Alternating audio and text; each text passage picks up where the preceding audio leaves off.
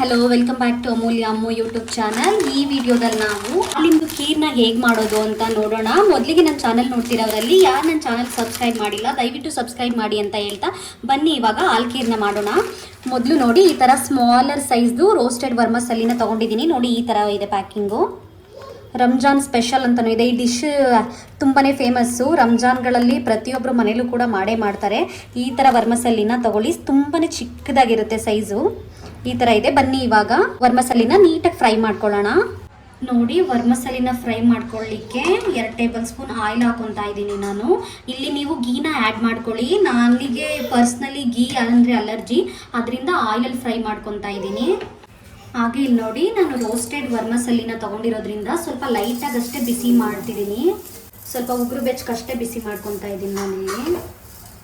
ನೀವು ನಾರ್ಮಲ್ ಅಂದರೆ ರೋಸ್ಟ್ ಮಾಡ್ತಾನೆ ಇರೋದನ್ನ ತೊಗೊಂಡ್ರೆ ಸ್ವಲ್ಪ ನೀವು ಜಾಸ್ತಿನೇ ಟೈಮ್ ರೋಸ್ಟ್ ಮಾಡ್ಕೋಬೇಕಾಗುತ್ತೆ ಇಲ್ಲಿ.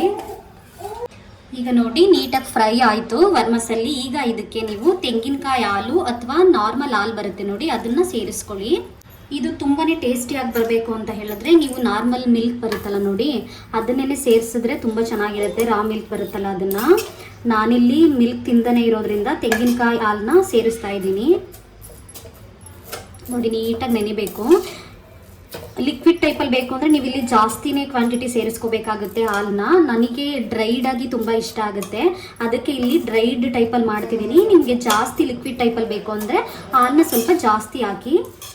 ತುಂಬಾ ಬೇಗ ಆಗಿಬಿಡುತ್ತೆ ಈ ರೆಸಿಪಿ, ತುಂಬಾ ಸಿಂಪಲ್ ಕೂಡ ಹೌದು. ಹಾಗೆ ಈ ಸೈಜ್ ವರ್ಮಸಲ್ಲಿನ ನೀವು ತೊಗೊಂಡಾಗ ಸ್ವಲ್ಪ ತುಂಬಾ ಕಡಿಮೆ ಫ್ಲೇಮ್ನಲ್ಲಿಟ್ಟು ಹುರ್ಕೊಳ್ಳಿ ವರ್ಮಸಲ್ಲಿನ, ಇಲ್ಲ ಅಂತ ಹೇಳಿದರೆ ಬೇಗನೆ ಸೀದೋಗ್ಬಿಡುತ್ತೆ. ನೋಡಿ ನೀಟಾಗಿ ಡ್ರೈಡ್ ಆಯಿತು. ಇವಾಗ ಹಾಲೆಲ್ಲ ನೀಟಾಗಿ ಕುಡ್ಕೊತಾ ಇದೆ ವರ್ಮಸಲ್ಲಿ.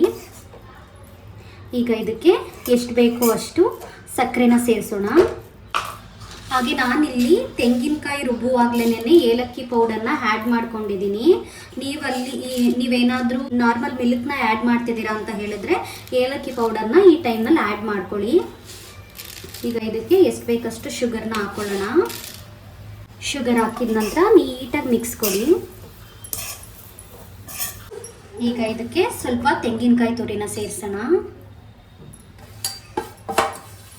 ಹಾಗೆ ಸ್ವಲ್ಪ ಡ್ರೈ ಫ್ರೂಟ್ಸ್ನ ಆ್ಯಡ್ ಮಾಡೋಣ. ಇಲ್ಲಿ ದ್ರಾಕ್ಷಿನ ಆ್ಯಡ್ ಮಾಡ್ತಾ ಇದ್ದೀನಿ.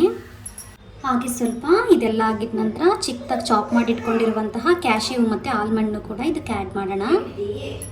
ಆ್ಯಡ್ ಮಾಡಿದ ನಂತರ ನೀಟಾಗಿ ಒಂದು ಮಿಕ್ಸ್ ಕೊಡಿ.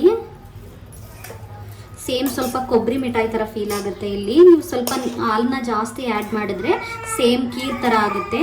ಇದು ಬಂದು ಡ್ರೈಡ್ ಸ್ವಲ್ಪ ಬರ್ಫಿ ಟೈಪ್ ಬರುತ್ತೆ, ತುಂಬಾ ಟೇಸ್ಟಿ ಆಗಿರುತ್ತೆ. ನೋಡಿದ್ರಲ್ಲ ಎಷ್ಟು ಸಿಂಪಲ್ ಆಗಿ ಎಷ್ಟು ಬೇಗನೆ ಈ ರೆಸಿಪಿ ಮುಗೀತು ಅಂತ.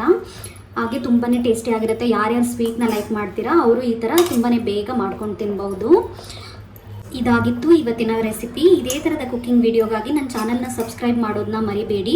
ಹಾಗೆ ಈ ವಿಡಿಯೋ ಇಷ್ಟ ಆಗಿದ್ದಲ್ಲಿ ಲೈಕ್ ಮಾಡಿ, ಶೇರ್ ಮಾಡಿ, ಕಮೆಂಟ್ ಮಾಡಿ ಅಂತ ಹೇಳ್ತಾ ಮುಂದಿನ ವಿಡಿಯೋದಲ್ಲಿ ಮತ್ತೊಂದು ರೆಸಿಪಿಯೊಂದಿಗೆ ಸಿಗ್ತೀನಿ. Thank you for watching. Bye.